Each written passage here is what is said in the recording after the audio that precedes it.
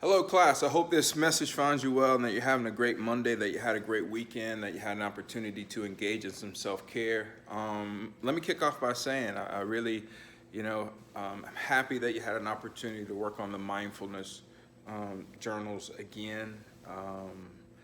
Hopefully those got you on the road to enhancing your self-care or starting your self-care. They're very important. I continue to want you to think about, emotions, feelings, target outcomes that you're focused on with regard to your own self-care. And, what do you do when you scored a 10?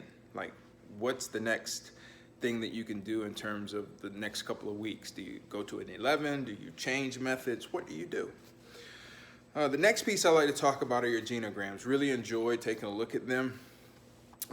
There were over 20 different fields of information that the class as a whole provided. So some papers might have 8, some papers might have 12, some papers might have 4, but overall there were 20 different fields of information provided on genograms. So I thought that was pretty unique. The thing that's most important for me with a genogram is one, that it's essential to you in practice, right? That it's essential to you in practice. And the other piece is, if your case gets transferred or you leave the agency, could your colleague pick up that genogram and really understand what's going on? And so, one of the things I want you to do as you think about moving on and completing the genogram for the next paper are those things. If I were to give some feedback, I'd say make sure it's not too cluttered. 2, family roles is a must. Mother, father, sister, brother, those things on a genogram are a must. And secondly, paternal and maternal sides are a must. I think that if you're talking about emotions and relationships, maybe 3 or 4 most important in your legend are important. I think if you go any more over that, I don't know how helpful that would be, because you want to prioritize the things that you're doing in a genogram, okay? So I hope that was helpful. Let's talk about this theory paper, because I know it's on your minds. First of all, the paper is going to be due on November the 21st, 2021. Gotten a lot of questions with regard to, I don't have somebody in my field placement, can I do a television show? Television show is okay, it's not ideal. A movie, I definitely say it's not ideal. I can't make that decision, that's up to you, but a movie is not ideal. What I personally prefer is you looking at a family member and using a pseudonym. And, I do have some knowledge of your families, but I'm not going to go back and look at your paper and then go back to your genogram and say, who is this? But I would think about that, because either you have the information or you can readily get the information. And that's sort of what this is about, right? It's about our ability as social workers to ask the right questions, to do the assessment, and to be able to retrieve data. In a little ways, we're like investigators. And so, again, in terms of the field placement is the best case scenario, maybe a television series or a Netflix series, and then you also have a family member who you can use for this assignment. Now today, because our book is not heavy on theory, I really want to talk a little bit about theory and what I'm expecting from the paper, okay? So I'll send you this in an email, and I'll send you it in the email for the video, but I went and I took a look at the 6 most important theories of social work, and this is what I retrieved. Social learning theory, systems theory, psychosocial development theory, psychodynamic theory, and social exchange theory. Now, if you look at those models, in some ways there are a couple of systems models here, in terms of social learning theories, in terms of systems theory. You could even add ecological theory to that. And then you've got some that are more individual level. When we think of psychosocial theory, psychodynamic theory, social exchange theory, rational choice theory. Now, each of those theories that I named are in play. Now, in terms of what's been put on assignment sheets, systems theory has been mentioned, ecosystems, eco theory have been mentioned, cognitive theories have been mentioned. But those theories that I mentioned are in play, and I'll go over them again. Social learning theory, systems theory, psychosocial development theory, psychodynamic theory, social exchange theory, rational choice theory. And again, what you'll see is that some of these theories go between, they can be used as system or larger level, right, theories, and then you can drill down to more individual level theories. And the first thing that I would say is if I were doing this assignment, I would think that I would want to have a systems theory, something that accounts for the environment. And then as my second theory, as I drill down, I would look for something that deals more with the person or the individual. Now it's totally up to you how you want to do it, but that's just some feedback that I would provide. And I'll go on to further say that I looked at another document, and let's see what theories came out that inform social work practice. It did talk about meso, macro, and micro level theory, but in terms of core theories, and this particular document does refer to PI, person in the environment, we've got systems, we've got transpersonal theory, okay? We've got psychosocial development theory. We've got social learning theory, psychodynamic, cognitive behavioral theory. Are those theories that are most important to social work? And so I am going to send these two links to you so you can take a look at them. You know, just in case right now you're thinking about, you know, I want to see, I'm not really sure which theory I should be using in my paper. Now, class, before I sort of do an application, let me write this down, and I'm not sure if you can see it. I'm trying this for the first time with the class. But maybe a systems theory, right? Something that looks at the environment, okay? Something that looks at the environment. And B, maybe I need to write this a little larger. Maybe a micro level theory, something that deals with the person. Okay, so those are important. A systems level theory and a micro level theory. And what I'm going to do, because I'm sort of trying this for the first time today, is I'm going to write it a little bit larger. A systems theory, okay, that deals with the environment, and a more micro level theory that deals with the person. Okay? And I hope that you're able to see those. All right? Systems level, micro level theory.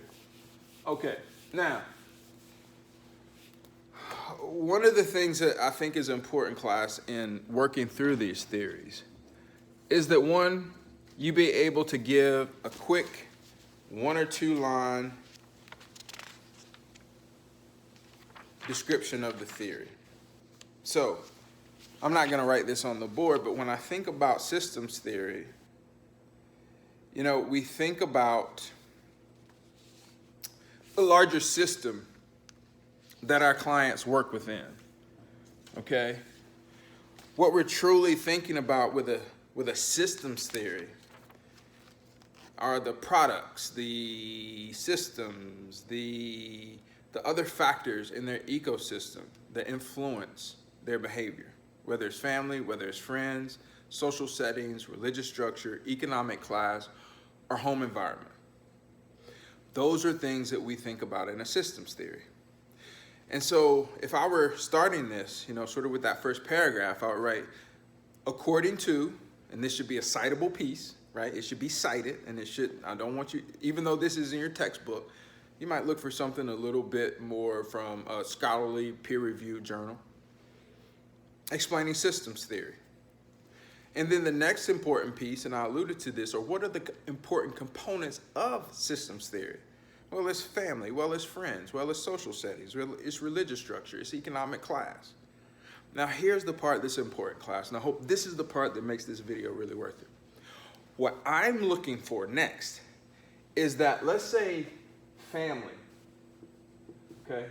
And let's say I'm working with someone with a bipolar disorder. Okay, that's the presenting problem. And I'm going to do systems theory, right?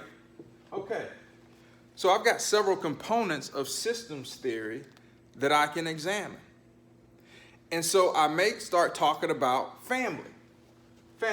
I might start talking about really close to mother, okay, very much like but distant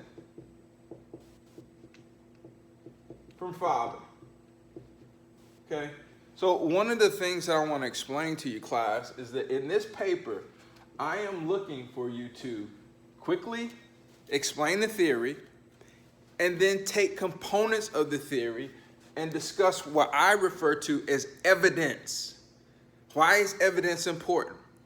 Well, first of all, we select a theory because it's our hypothesis that this theory can be applied. And we still have to prove this hypothesis. We have to prove that this is the appropriate theory. How do we prove it? We prove it by data and evidence. Okay? So if I'm looking at the system that my bipolar client is operating in, and maybe it's a dysfunctional system, then I'm going to start providing evidence of that dysfunction through the components. Just like, now that doesn't mean that, according to systems theory, it doesn't necessarily have to be dysfunctional. For example, there are parts of a systems theory, when we talk about homeostasis, the state of conditions within a system. We talk about adaptation. We talk about feedback loop. Now, with respect to this bipolar client and systems theory, I might want to talk about feedback loops. And I know this is hard to read, and I'm going to work on this, ladies and gentlemen, but I might talk about feedback loops because this bipolar client has a positive feedback loop. He has a positive feedback loop in terms of his spirituality. He has a positive feedback loop in terms of his sports. He's got a positive feedback loop in terms of his mother. Okay? So what I want you to notice is that I've keyed in on discussing the specific components of systems theory as a way of justifying my selection of that theory for this particular client. Okay? And in that sense, ladies and gentlemen, what you're talking about, and this is something that I'm going to be really, really diligent about. I don't want you to talk about 3, 4, and 5 presenting problems. 1 or 2 tops. 1 or 2 tops. Because what I'm looking for is vertical consistency. I've got a bipolar client. I've got to look at systems theory. Components of systems theory include includes a family. It includes his feedback loop. And the other that I would probably include is school. Because this person is a student athlete. Okay? So in that way, I'm explaining the theory by explaining the components, by explaining how the components relate to my client.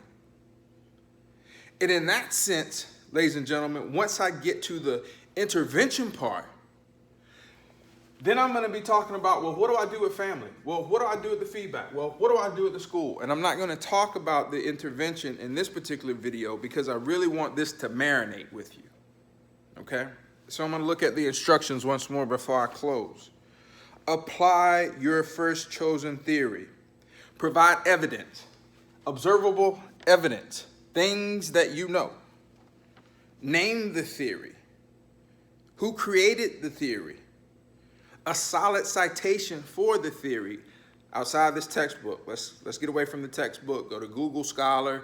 You might Google something like systems theory, concepts, principle, framework. I'm going to say that again. It might be transpersonal theory. Transpersonal theory, principles, concepts, framework. Okay? I really need you to focus on that. All right? And then you're going to apply this evidence. Now, it talks about, according to the theory, how our thoughts, feelings, behaviors, interactional patterns, identified, problems understood and explained. So this is that piece. This is part of that piece. And I'm not going to be so diligent as if you have to have it in, tight order.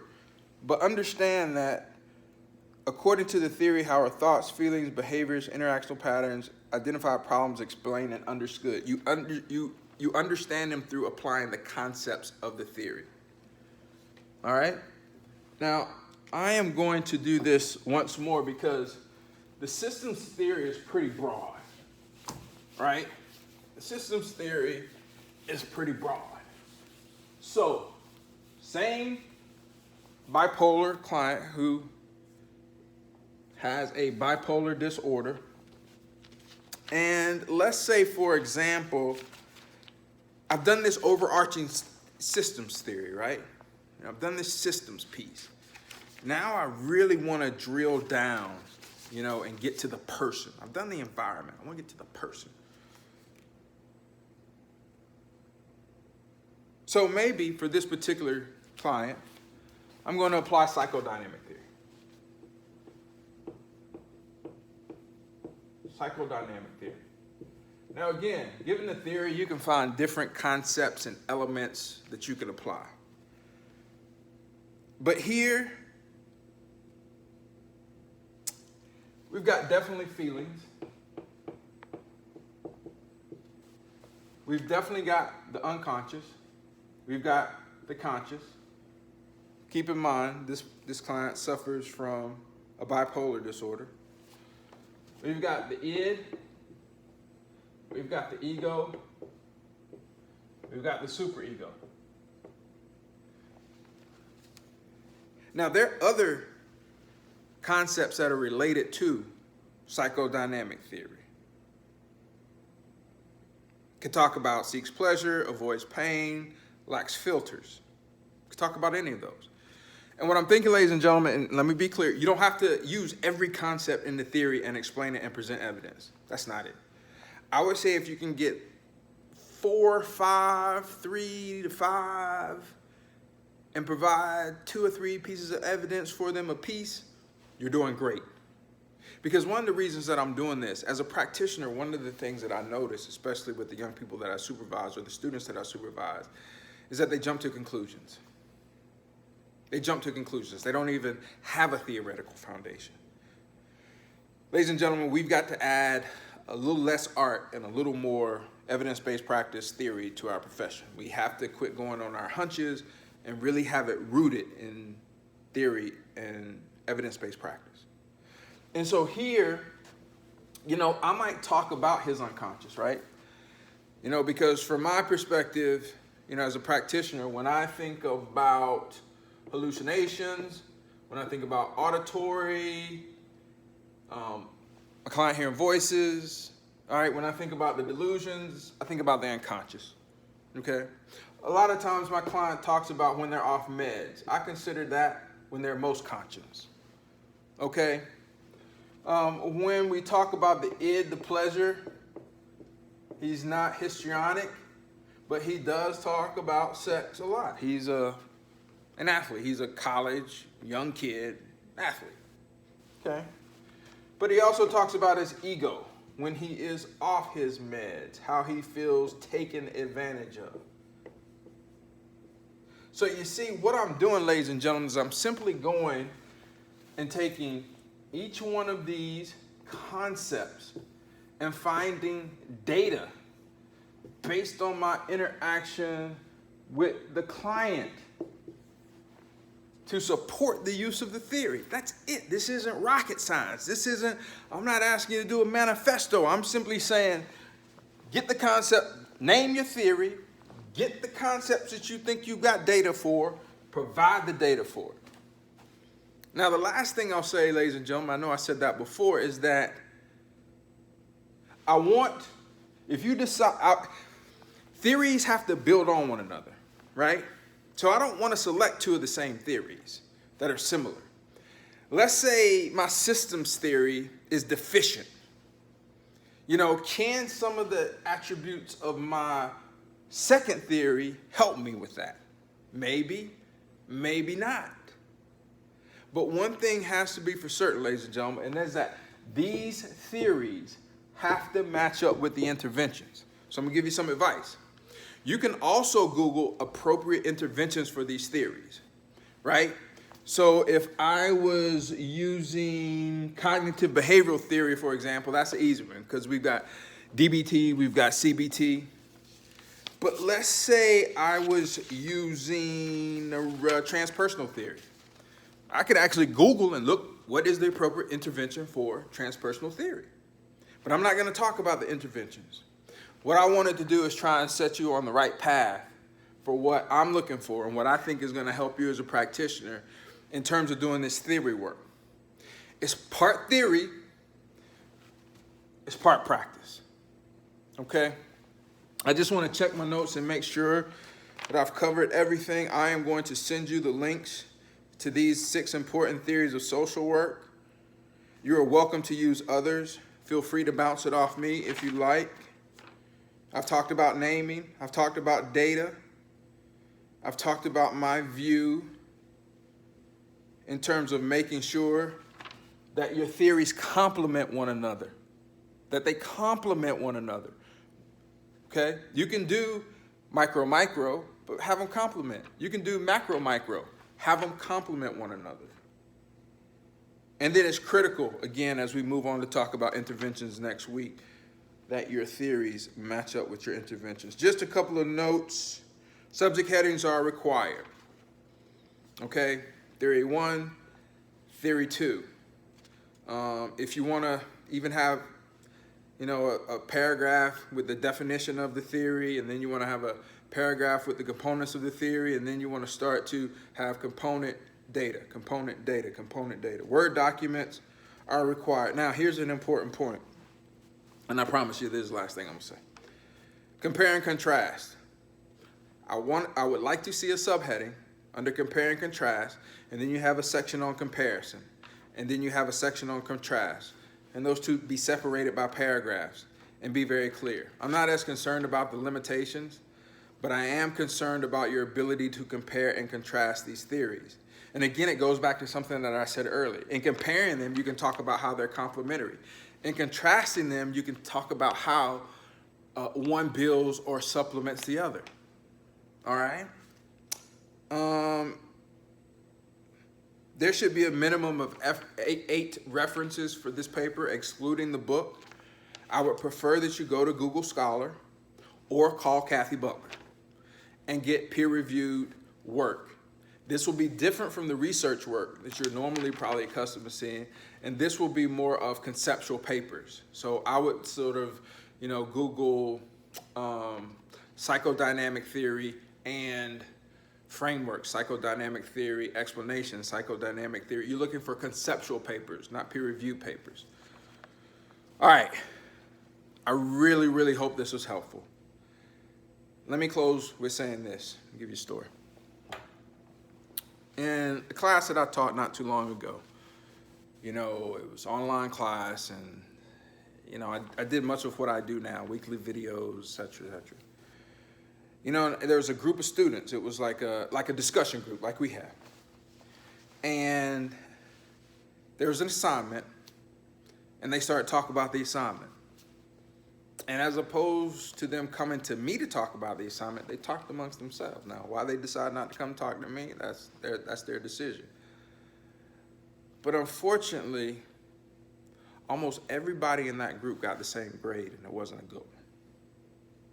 What I really want to encourage everyone to do is please come to me with your questions. You know, if there's a way that I can create a smaller forum where you're comfortable, if it's one-on-one time, I'll do it. If it's via email, I'll do it. You can send me a question, I'll do a video for you. But my responsibility is to teach. And hopefully you can see me changing up my method a little bit, that I really do want to teach you. But I can't teach you if you don't allow me the opportunity.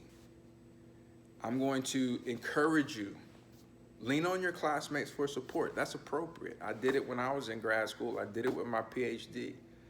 But when it comes to instruction, put my MSW, put my PhD, put my LMSW to work, and let me share my knowledge with you so that we can make sure that we're all on the same page. Hopefully today was helpful. Please send me any questions for next week's video.